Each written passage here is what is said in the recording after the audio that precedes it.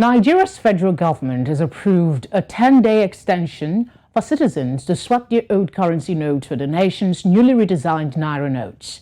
Governor of Nigeria's Apex Bank, the Central Bank of Nigeria, CBN, made this known to newsmen after a meeting with Nigeria's President Muhammadu Buhari at his country home in Daura, located in the nation's northwestern region, saying almost 2 trillion naira of funds, about 25%, I beg your pardon, of 2.7 trillion naira in circulation has been recovered.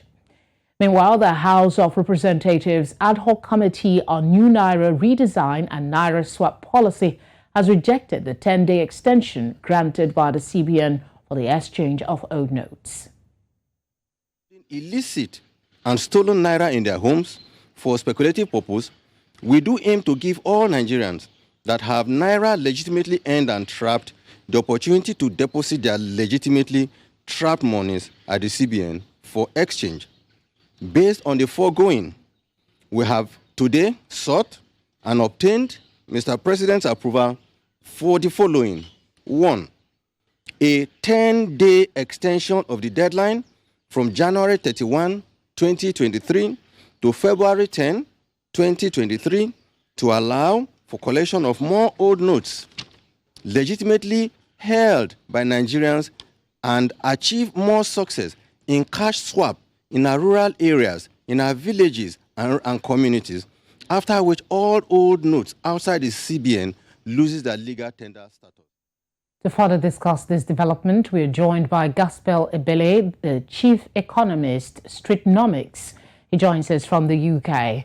Good to have you on the news. A lot of politics seems to be going on with this CBN's extension. After insisting that there will be no extension, we now have 10 days. What do you make of this move? Hi, Felicity. Really great to speak with you again. We are not surprised at all at this move. Pretty much very considerate as well by the central bank and the federal government to shift the deadline. I'm saying this because last year when I had this conversation on this platform, I'd mentioned that there is a gross underestimation of the amount of effort, demand and supply side economics that also needs to be considered to fully and successfully execute this policy. And here we are now, accepting the 10 days, the government has rolled out a 10-day extra deadline to enable a lot of Nigerians get on board. So it's largely expected. It's a good welcome, although it still doesn't change the fact that the whole idea of this whole exercise, in as much as it's very relevant for the country, the context and monetary economics in Nigeria, it's still, there's a lot of Harvard-side approach towards its execution, and it's clearly obvious that there's a lot more behind the scenes that are currently happening than just the policy itself. But it's a welcome approach, and it's largely expected as well. You say welcome, but the National Assembly, the House of Reps specifically, have rejected the 10-day extension. They want more. Do you expect that their rejection will have any impact, considering that they've been agitating before now and nothing seems to have been done? It was very clear from the get-go that the approach around this policy was quite worrisome. Is it a good policy? Yes, but the approach to timing the spread was quite worrisome. If you look at the UK, for instance, the question of replacing the Queen Elizabeth III's picture with the second picture with King Charles the Third, that would take effect from mid-2024, and the policy is such that the new naira note, the new pound notes, will co-circulate with the ones that have Queen Elizabeth II, from there, not technically replace or exit one to introduce another. No. So the approach, the nature, the style of this, the execution of this policy itself was really, really questionable from the get-go. But we've gone past that argument, right? This is something that the central bank is willing to do, and obviously has the backing of the president at the moment. So nobody exchanges, a currency in 45 days. Technically, you can't exchange. You can't pull out notes from the mainstream economy and introduce new notes. There are a lot of factors to consider. There is a demand-supply economics. There is a management and internal controls and risk associated with doing all that. And also the impact of all that exercise on inflation, put it into context, the bulk of Q1 is going to be around the 2023 elections, and policies are also largely on the altar of political correctness. So I think we've gone past that conversation.